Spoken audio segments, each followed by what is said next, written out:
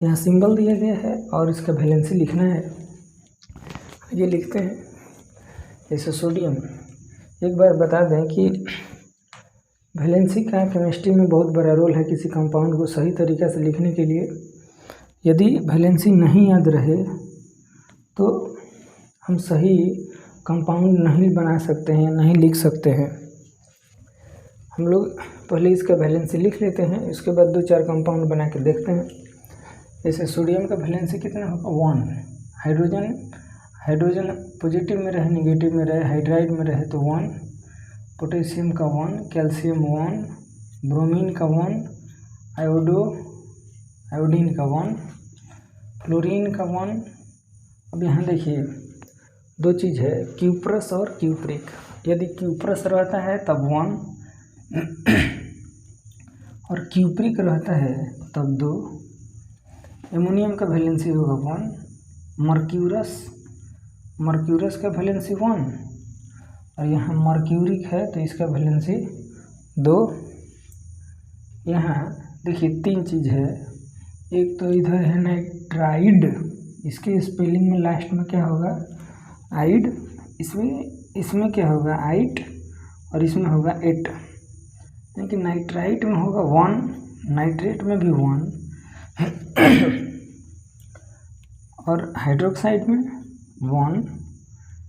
यहाँ HCO3 को हम लोग क्या बोलते हैं बाइकार्बोनेट, और केवल CO3 रहे तो कार्बोनेट। CO3 इधर है यहाँ देखिए HCO3 है तो इसका वैलेंसी 1 और बाइकार्बोनेट में 1 और कार्बोनेट में 2।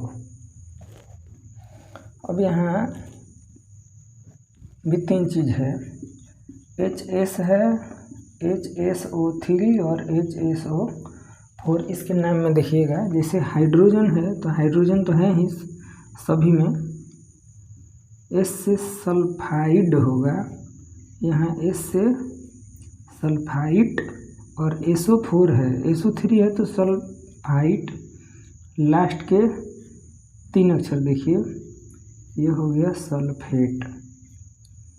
ये हाइड्रोजन है तो आप हाइड्रोजन भी लगा सकते हैं, इसके बदले में हम लोग बाई भी लिख सकते हैं।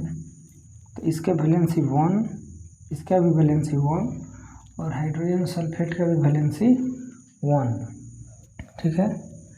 साइनाइड का 1, यहाँ हाइपोक्लोराइट है तो 1, क्लोरेट है तो 1 और मैग्नेट है तो 1।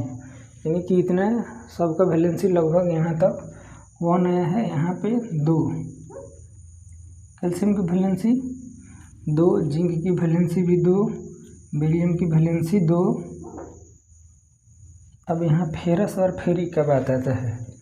एक Fe यहाँ है और एक Fe यहाँ है। इसमें फेरस अगर होगा तो इसकी वैलेंसी 2, फेरिक होगा तो इसकी वैलेंसी 3। ऐसे एक यहाँ है और एक यहाँ है। अगर स्टेनस रहे तब 2, स्टेनिक रहे तब 4।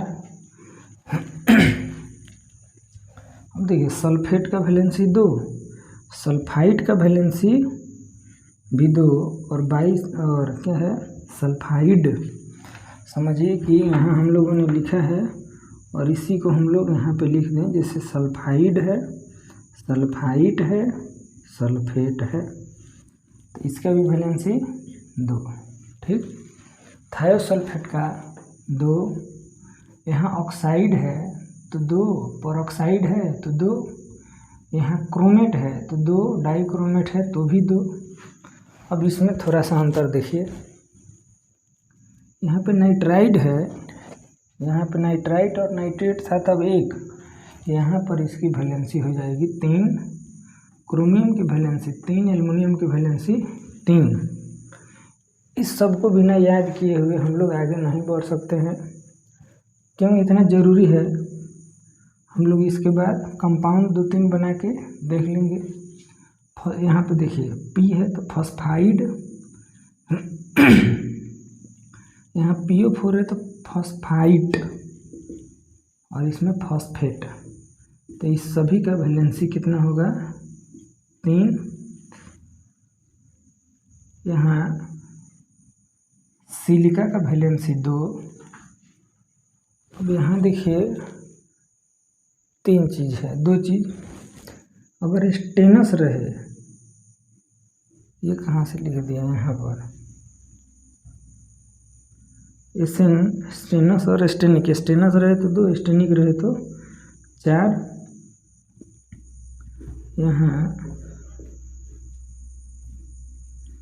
यहाँ पर देखिए अगर प्लम्बस रहे तो ठीक इसी के जैसा, जैसे स्टेनस है तो 2, तो प्लम्बस रहे तो 2, और फिर प्लम्बिक रहे तो 4। यहाँ कार्बन है तो कार्बाइड का कितना होगा 4। ये हो गया इसका वैलेंसी। अब ये क्यों ज़रूरी है, अब इसको हम लोग देखते हैं। जैसे स्टेनस और स्टेनिक का ले लेते हैं, उसके बाद फेरस और फेरिक का ले लेते हैं, उसके बाद प्लम्बस और प्लम्बिक का ले लेते हैं, और क्या चीज़ है, इतना ही के देखते हैं।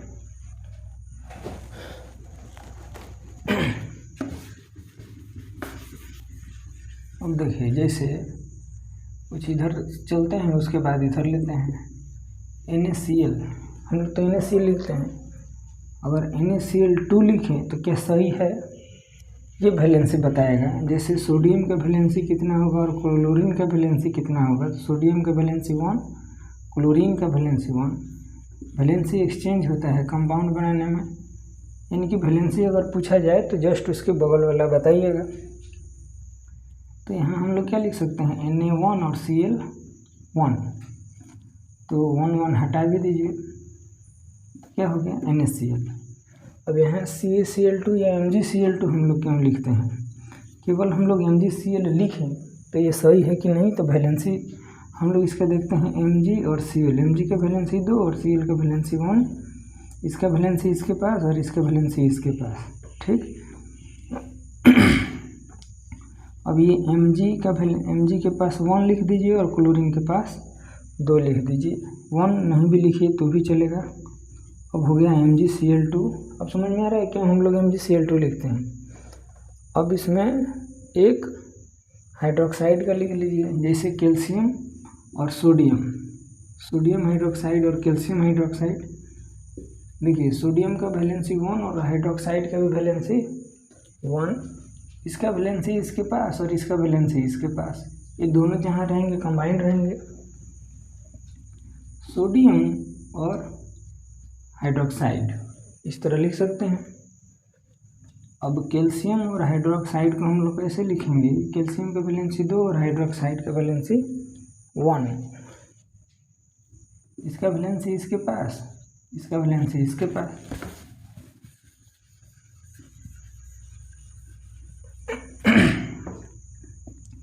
अब देखिए कैल्शियम है तो क्या लिखेंगे, इसके पास OH है हाइड्रोक्साइड।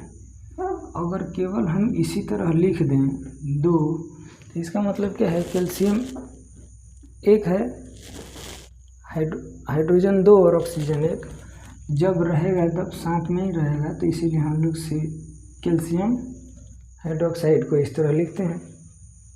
अब आइए इसमें फेरस और फेरिक, प्लम्बस प्लम्बिक, ये सब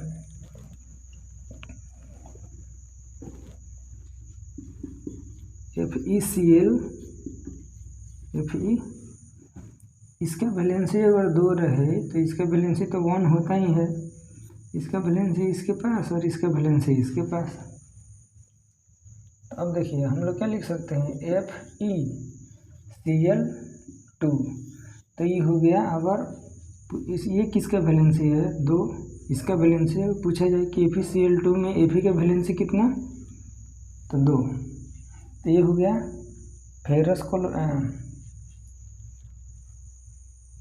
फेरस क्लोराइड।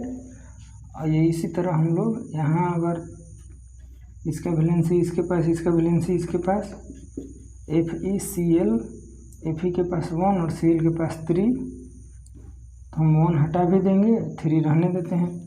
ये हो गया फेरिक क्लोराइड।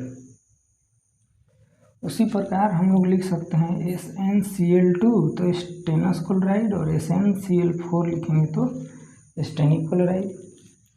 ठीक उसी प्रकार अगर PbCl2 लिखते हैं तो प्लम्बस क्लोराइड, और प्लम्बिक क्लोराइड के लिए लिखेंगे PbCl4। आप 10 कंपाउंड इसी तरह बनाइए और देखिए कि हम सही लिख रहे हैं कि नहीं।